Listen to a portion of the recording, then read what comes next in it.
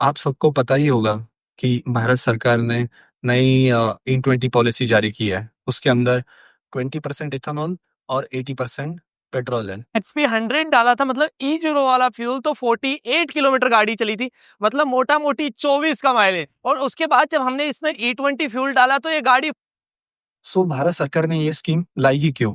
Because Bharat हर साल 232.5 million metric ton crude oil import करता है बाहरी देशों से, which is around 85% of total crude oil import.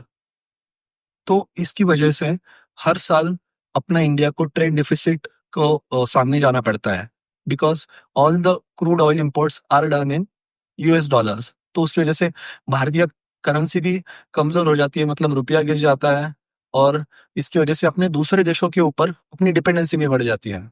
तो सरकार ने जो ये निर्णय लिया वो सही है, और लोग बिना कोई जाने प्रोटेस्ट कर रहे हैं, इसके अगेंस्ट बोल रहे हैं, या कुछ अलग चीज है इसके आगे। तो चलिए अपन इसको डिटेल में समझते हैं। इथेनॉल एक ऐसा पदार्थ है जो हाइग्रोस्कोपिक है।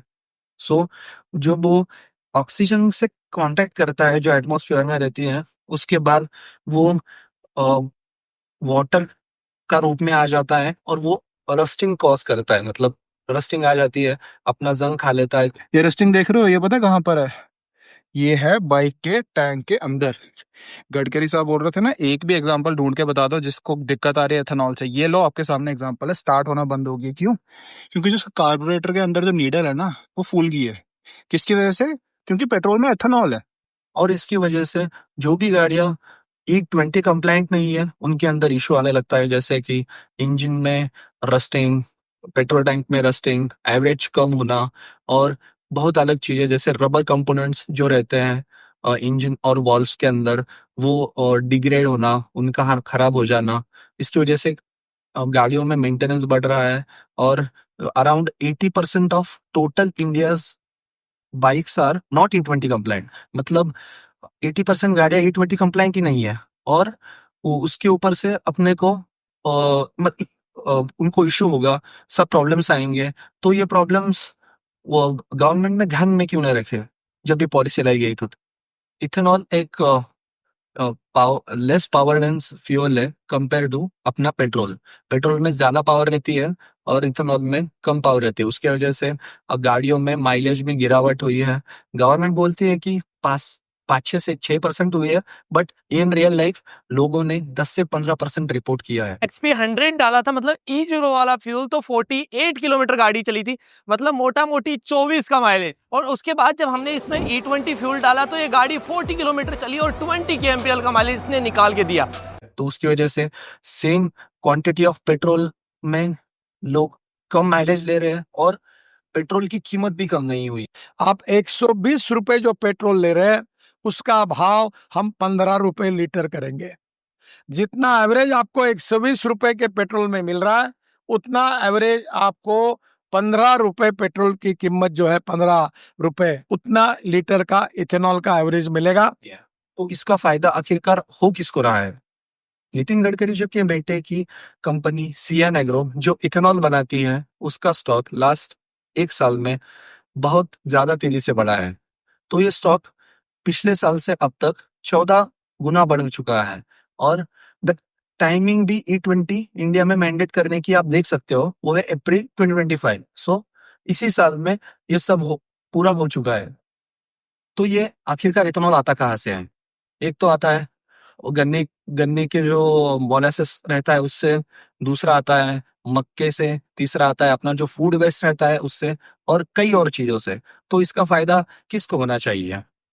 तो नितिन गडकरी जी के हिसाब से इसका फायदा किसानों को होना था। पर जैसा आप देख पा रहे हैं कि इथेनॉल बनने के बाद भी, और E20 पॉलिसी आने के बाद भी, गन्ने की कीमत 355 रुपीज पर क्विंटल ही है, मतलब 355 रुपए पर क्विंटल। तो इसका फायदा किसानों को तो नहीं जा रहा।